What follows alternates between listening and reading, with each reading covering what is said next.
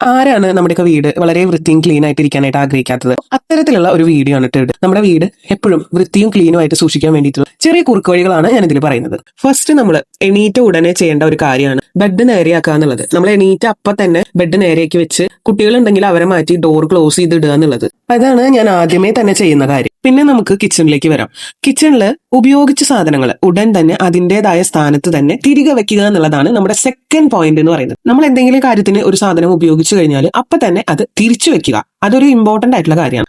നമ്മുടെ മൂന്നാമത്തെ പോയിന്റ് എന്ന് പറയുന്നത് നമ്മളുടെ യൂസേജിന് ശേഷം, നമ്മളുടെ ഉപയോഗശേഷം നമ്മുടെ കിച്ചൺ കൗണ്ടർ എപ്പോഴും തുടച്ച് ക്ലീൻ ആക്കി വെക്കാനായിട്ട് ശ്രദ്ധിക്കുക. എപ്പോഴും അത് പുതിയതുപോലെ ഇരിക്കാനായിട്ട് നമ്മൾ ശ്രമിക്കുക. കാരണം നമ്മൾ അല്ലെങ്കിൽ വേറെ ആരെങ്കിലും നമ്മൾ കിച്ചണിൽ കയറി യൂസ് ചെയ്ത് കഴിഞ്ഞു കഴിഞ്ഞാൽ ആ കിച്ചൺ വീണ്ടും പഴയതുപോലെ ആക്കി ഇടുക എന്നുള്ളത് നമ്മുടെയും കൂടെ ഉത്തരവാദിത്തമാണ്. അവരത് ചെയ്തില്ലെങ്കിലും നമ്മളത് ചെയ്യുക. അപ്പൊ തന്നെ കുറെ കാര്യങ്ങൾ അവിടെ ക്ലീൻ ആയി പോകും. നമ്മുടേത് എത്ര പാവപ്പെട്ടവന്റെ എത്ര കുഞ്ഞടുക്കളയാണെങ്കിലും അത് എത്രത്തോളം നമ്മൾ വൃത്തിയായിട്ട് സൂക്ഷിക്കുന്നു എന്നതിലാണ് കാര്യം. ഫോർത്ത് പോയിന്റ് എന്ന് പറയുന്നത് സിങ്കില് പാത്രങ്ങൾ കെട്ടിക്കിടക്കാതെ കൈയോടെ തന്നെ അത് വൃത്തിയാക്കി എടുക്കുക എന്നതാണ് ഒരു ഡ്യൂട്ടി. ചില അമ്മമാര് സിങ്കില് എല്ലാ പാത്രങ്ങളും കൂട്ടിയിട്ടിട്ട് വൈകുന്നേരമോ അല്ലെങ്കിൽ അവർക്ക് എപ്പോഴാണോ തോന്നുന്നത് ആ സമയത്താണ് ക്ലീൻ ചെയ്തെടുക്കുക. അതൊരു ബാഡ് ശീലാണെന്നാണ് ഞാൻ പറയുന്നത്. നമ്മൾ കൈയോടെ ഒരു സ്പൂണോ ഉള്ളതെന്ന് വെച്ചാലും ആ ഒരു സ്പൂണ് കൈയോടെ വൃത്തിയാക്കി വെച്ചാൽ കിച്ചൺ എപ്പോഴും നീറ്റായിട്ട് കൊണ്ടുപോകാനായിട്ട് സാധിക്കും. ഫിഫ്ത്ത് പോയിന്റ് എന്ന് വെച്ചാൽ എന്ത് സാധനങ്ങൾ നമ്മൾ കിച്ചണിൽ നിന്ന് എടുത്താലും അല്ലെങ്കിൽ എന്തെങ്കിലും ഒരു ആപ്പിൾ കട്ട് ചെയ്താൽ പോലും കത്തിയോ എന്തെങ്കിലുമൊക്കെ എടുത്തിട്ടുണ്ടെങ്കിൽ അത് കൈയോടെ വൃത്തിയാക്കി അത് എടുത്ത സ്ഥാനത്ത് തന്നെ തിരിച്ചു വെക്കുക എന്നുള്ളതാണ് ഫിഫ്ത്ത് പോയിന്റ്. അത് നമ്മൾ കീപ്പ് ചെയ്ത് തുടങ്ങിയാൽ തന്നെ നമ്മുടെ കിച്ചൺ സെറ്റ് ആയിരിക്കും കേട്ടാ.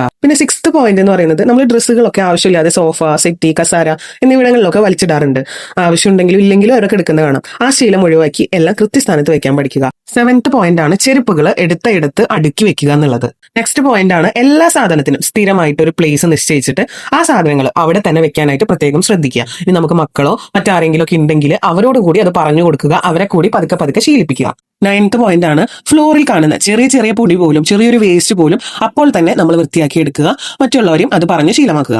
ആൻഡ് 10th പോയിന്റ് ആണ് കിടക്കുന്നതിന് മുമ്പ് നമ്മുടെ കിച്ചണും നമ്മുടെ വീടും എല്ലാം സെറ്റ് അല്ലേ, എല്ലാ കാര്യങ്ങളും ഓക്കെ അല്ലേ എന്നൊന്ന് റീചെക്ക് ചെയ്യുക. ഇത്ര കാര്യങ്ങളുള്ളോട്ടാ നമ്മുടെ വീട് വൃത്തിയായിട്ട് സൂക്ഷിക്കാനായിട്ട്. ഈ 10 കാര്യങ്ങൾ നമ്മൾ ശ്രദ്ധിച്ചു കഴിഞ്ഞാൽ സൂപ്പറായിട്ട് നമുക്ക് നമ്മുടെ വീട് വെക്കാൻ പറ്റൂട്ടാ. സെറ്റാക്കി നമ്മുടെ വീട് നിലനിർത്താൻ പറ്റും. അപ്പൊ ഈ കാര്യങ്ങളൊക്കെ ഫോളോ ചെയ്യാം കേട്ടോ. അപ്പൊ അടുത്ത വീഡിയോ ആയിട്ട് ഞാൻ വീണ്ടും വരാം.